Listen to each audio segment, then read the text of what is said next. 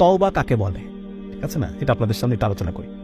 তওবাটা হচ্ছে একটা গল্প বলি আপনাদেরকে, যে একজন মা, গ্রামের দিকে আপনারা জানেন যে অনেক সময় শীতের শেষে, যখন শীত শেষ হয়ে গেল, এরপরে যত চাদর কাঁথা, হ্যাঁ, এগুলো সব গরম পানিতে জাল দিয়ে শুকিয়ে ভাঁজ করে তুলে রাখা হয় পরের বছর শীতের জন্য, ঠিক আছে। তো এরকম একটা সিনারিও চিন্তা করেন যে একজন মা রান্নাঘরে পানি জাল করছেন কাপড় মানে কাঁথাগুলো ধোয়ার জন্য বা সিদ্ধ করার জন্য। তো এমন সময় সেই মায়ের হয়তো টয়লেটের প্রয়োজন হয়েছে বা অন্য কোনো কিছুর জন্য উনি কি মনে হয়েছে উনি চলে গেছেন সে কাজটা করার জন্য। ওখানে পানি কিন্তু টকবক করে ফুটছে।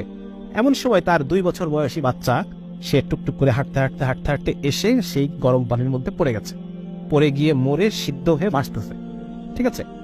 এখন ওই মা রান্নাঘরে প্রথম পা দিয়ে চুলার দিকে, মানে ওই পাতিলের গরম পানির যে পাতিল, সেই ডেকচি, সেদিকে তাকিয়ে এই মায়ের প্রথম ফিলিংসটা কি হবে? এই মায়ের প্রথম ফিলিংসটা কি হবে? হাই আমি কি করলাম, ঠিক না? এই মায়ের এই চুলার দিকে তাকিয়ে তার প্রথম যে ফিলিংস, হাই আমি কি করলাম, এটাকে বলে তওবা। দিস ইজ তওবা। হ্যাঁ, এই মা তার বাকি জীবনে যদি আরো 80 বছর বাঁচে, সে আর কোনোদিন ওই দরজা খোলা রেখে যাবে না। আল্লাহ তাআলা যদি এরপর তাকে আরো 100 সন্তানও দেন, ওই 100 সন্তানের ক্ষেত্রে সে আর কোনোদিন দরজা খোলা রেখে, গরম পানি চুলায় রেখে, রান্নাঘরের দরজা খুলে রেখে সে আর কখনো সেখান থেকে বের হবে না। বের হবে না। তাহলে এই যে অনুভূতি, হাই আমি কি করলাম, হাই আমি কি করলাম, হাই আমি কি করলাম, এই অনুভূতিটাকে বলে তওবা। এবং এই কাজ আমি আর জীবনে কখনো করবো না, ঠিক আছে না? এটা হচ্ছে তওবা।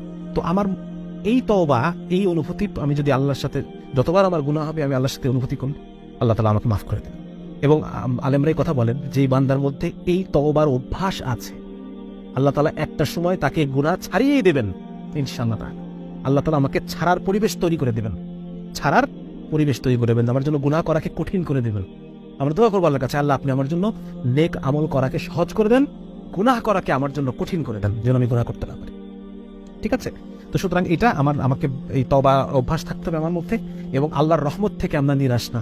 আল্লাহ তাআলা কোরআনের মধ্যে বলতেছেন যে, এবার আমার বান্দারা তোমরা নিরাশ হও না, আমি ইন্নাল্লাহা ইয়াগফিরুয যুনুবা জামিআ লা তাকনাতু মির রাহমাতিল্লাহ, আল্লাহর রহমত থেকে নিরাশ হও না, নিশ্চয়ই আল্লাহ রাব্বুল আলামিন সমস্ত গুনাহ মাফ করতে পারেন, ঠিক আছে ইনশাআল্লাহ।